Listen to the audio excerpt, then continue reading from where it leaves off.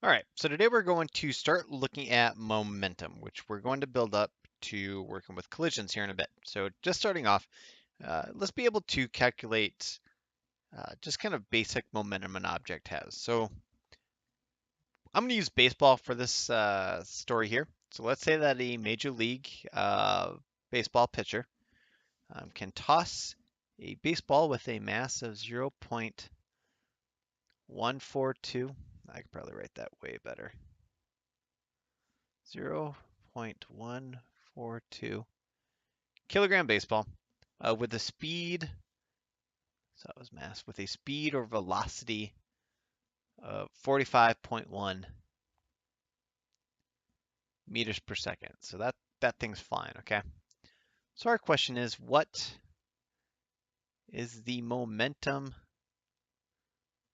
of that baseball? So momentum kind of goes back to Newton's first law of motion, which states that an object at rest will stay at rest until acted on, or an object in motion will stay in motion until acted on. So those deal with things like momentum and inertia.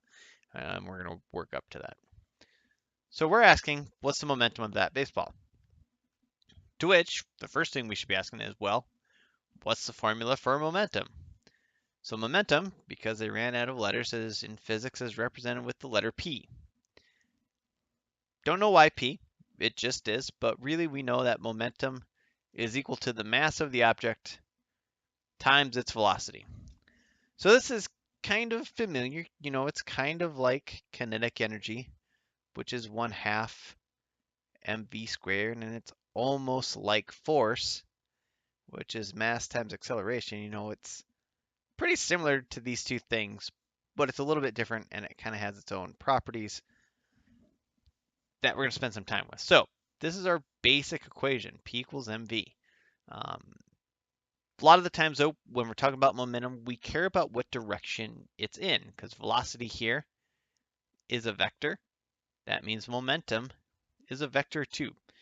These are in very, very specific directions. Some textbooks will say, like, the pitcher is pitching due east or something like that, or directly to the right.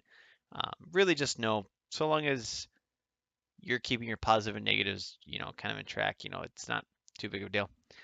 So let's go back to our original question. What's the momentum of this baseball here? All right. So I'm looking for momentum. That's what I'm looking for. So I needed to find the mass, which we said was 0.142. Did that again, kilograms, times the velocity, which we said was 45.1 meters per second. All right, so looks like I'm just going to do some very, very basic math. So 0.142 times 45.1. So looking at 6.4042.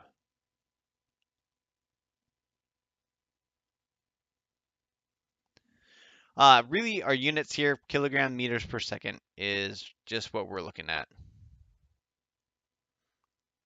And that's kind of interesting because we said the Newton was kilogram meters per second squared. Energy, we said it was kilograms meters squared per second squared. So yeah, just kind of neat there. So in any case, that's the answer. That's how much momentum that baseball has. In the next video, we're going to look at, what does that actually mean? Because essentially what it means is, this is kind of how much oomph this baseball has behind it.